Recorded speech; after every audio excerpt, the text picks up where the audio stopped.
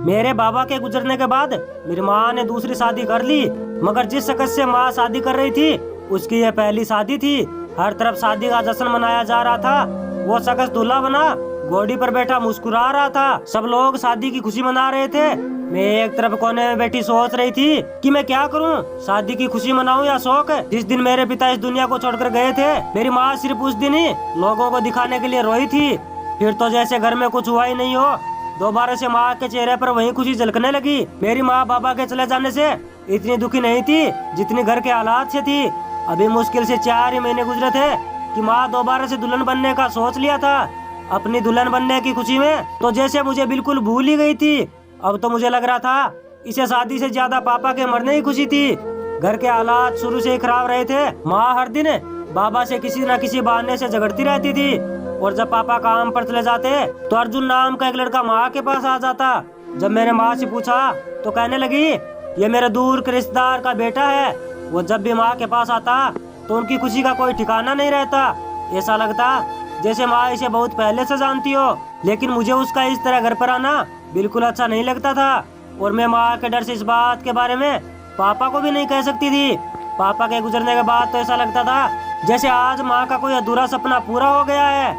अब तो अर्जुन भी बिना किसी डर के सारा दिन माँ के पास ही रहने लगा, और इसी के चलते एक दूसरे ने शादी रचा ली। मेरे ना चाहते हुए भी वो मेरा बाप बन गया। शादी के होने के बाद कुछ दिनों तक उसके साथ हम इसी घर में रहे, और कुछ दिनों बाद वो हमें अपने साथ लेकर शहर में रहने लगा। शादी के कुछ दिनों तक मुझे भी लगा माँ का यह फैसला शायद ठीक ही था। पापा के उस टूटे फूटे घर से तो अच्छा है कि हम इतने बड़े घर में ऐसो आराम से जिंदगी गुजारेंगे। लेकिन मुझे क्या पता था जो खुशी बाप के टूटे फूटे घर में रहकर मिलती थी वो कहीं खुशी किसी दूसरे घर में जाकर नहीं मिलती, चाहे वह कितना भी अच्छा क्यों ना हो। और कुछ वक्त बीतने के बाद हमारे साथ भी कुछ ऐसा ही हुआ। अर्जुन हर रोज शराब के नशे में धुत होकर आधी रात तक घर पर आता और माँ के साथ आते लड़ाई शुरू कर देता। धीरे धीरे माँ को भी समझ आ रही थी। माँ वक्त के गुजरने के साथ कमजोर होती चली गई। फिर मुझे एक दिन पता चला कि मेरे सौतेले बाप ने मेरी माँ को भी नशे की लत लगा दी। कभी कभी तो उनको यह भी याद नहीं रहता कि उनके साथ इस घर में मैं भी रहती हूँ। अब तो मेरा सौतेला बाप दिन रात नशे में धुत होकर सारा दिन घर में पड़ा रहता, यहाँ तक कि उसने काम पर जाना भी छोड़ दिया। नशे के कारण घर में पैसों की तंगी रहने लगी। एक दिन मैंने अपने सौतेले बाप को माँ से बात करते हुए सुना कि महक को किसी के घर काम पर लगा देते हैं ताकि हर महीने हमारा खर्चा निकलता रहे। मुझे लगा कि मेरी माँ मुझे किसी के घर पर छोड़ने से मना कर देगी, मगर यह सिर्फ मेरी भूल थी। वो नशे में इतनी अंधी हो चुकी थी कि वो बिना सोचे समझे मुझे काम पर छोड़ने के लिए मान गई। मैंने माँ से कहा मैं इस घर को छोड़कर कहीं नहीं जाऊंगी। उसके सामने बहुत मिन्नतें की, लेकिन मेरी माँ ने मुझे यह कहकर समझाया कि मैं हर महीने तुम्हें वहाँ से कुछ दिनों के लिए अपने पास रखने के लिए ले आऊंगी, और तुम्हें वो लोग नए नए कपड़े देंगे, तुम्हारी हर एक इच्छा पूरी करेंगे। मैं उम्र से तो बड़ी थी, मगर मेरे दिमाग में भी बचपना था। मैं माँ की मतलबी बातों में आ गई और अपने सौतेले बाप के साथ जाने के लिए मान गई। वो मुझे अपने साथ घर से ले आए और मुझसे कहने लगे वहाँ जाने के बाद वो लोग जो तुम्हें करने को कहे तुम वैसा ही करना। अगर तुम उनका कहना नहीं मानोगी तो लोग तुम्हें वहाँ से निकाल देंगे और नए कपड़े भी नहीं मिलेंगे। मुझे अभी भी नहीं मालूम था कि मुझे इस तरह क्यों समझाया जा रहा है।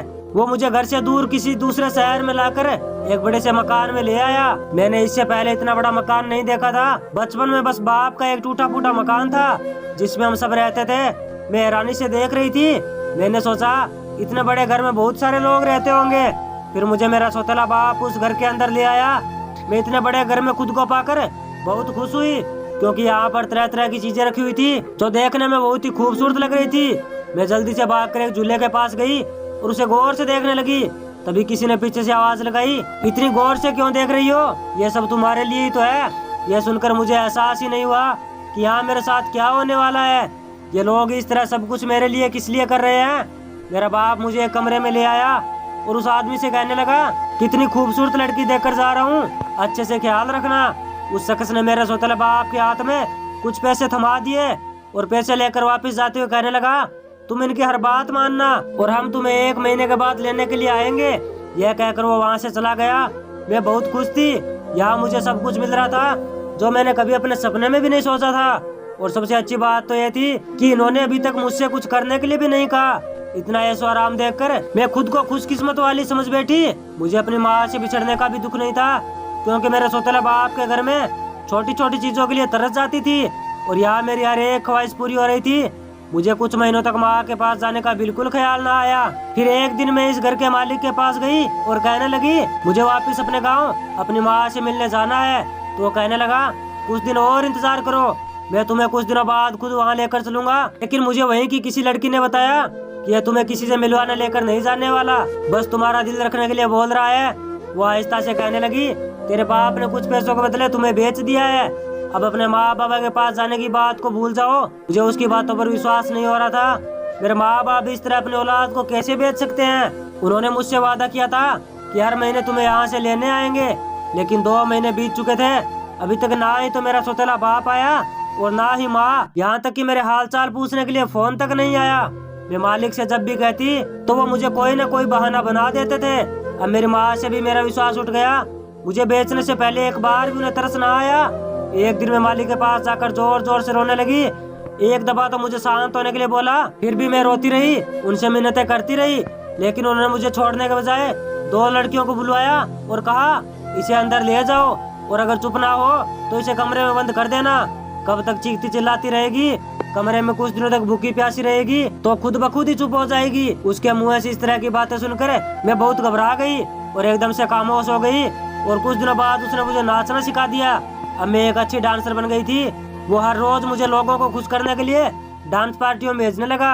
मुझे एक रात के लिए लोग खूब पैसे देकर खरीदने लगे और वो अपनी जेब भरने लगा। उस दिन के बाद मैंने दोबारा कभी माँ के पास जाने के लिए नहीं बोला और वे भी मुझे पूरी तरह भूल चुके थे। उन्हें तो यह भी नहीं मालूम था कि मैं जिंदा भी हूँ या नहीं। एक दिन मुझे एक बड़ी पार्टी में डांस करने का ऑफर आया तो मैं वहाँ डांस करने के लिए चली गई।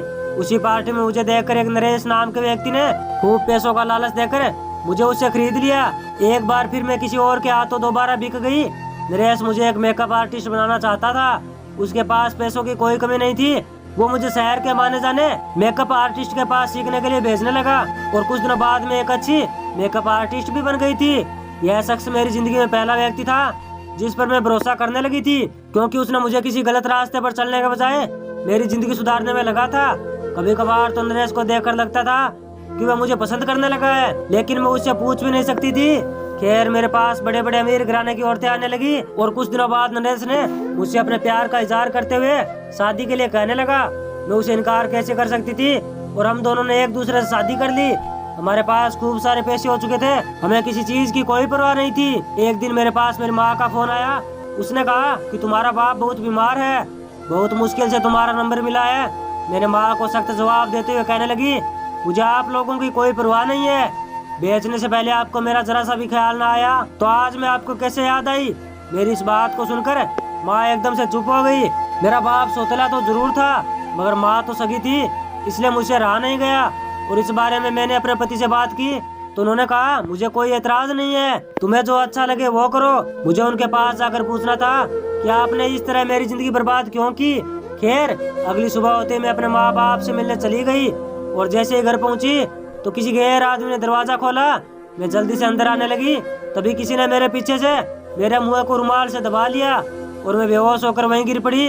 जब मुझे होश आया तो मैं चारपाई पर बंधी पड़ी थी और सामने मेरा सौतेला बाप खड़ा था।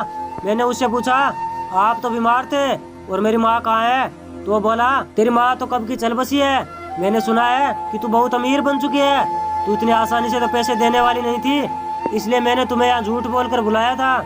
जब तक तुम्हारा पति मुझे पैसे नहीं देता तब तक तुम यहीं इसी हालात में पड़ी रहोगी। अब हर रोज मेरे पति को पैसे देने के लिए मुझे ना छोड़ने की धमकी देने लगा, लेकिन मेरा पति उनकी बात सुनते ही फोन रख देता था। और फिर एक दिन उसने खाना खाने के लिए हाथ खोले और किसी से फोन पर बातें करते हुए बाहर चला गया। शायद वो नशे में दूध था, इसी के चलते मौका देखकर मैं उसके चुंगल से भाग निकली और नरेश को फोन लगाकर सारी बात बताई। मैंने उसे एक होटल का एड्रेस दिया तो कुछ देर बाद मुझे लेने आ गया। उसके साथ मैं वापस घर चली गई और अपने बाप की करतूतों को बुलाकर अपने काम में लग गई। उस दिन के बाद मैंने अपने बाप का फोन तक नहीं उठाया।